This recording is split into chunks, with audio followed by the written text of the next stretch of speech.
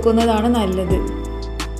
കുഞ്ഞിന് 8-9 മാസം ആയി കഴിഞ്ഞാൽ നമുക്ക് റാഗിയോടൊപ്പം വേറെ പൊടിയും മിക്സ് ചെയ്ത് കൊടുക്കാവുന്നതാണ്.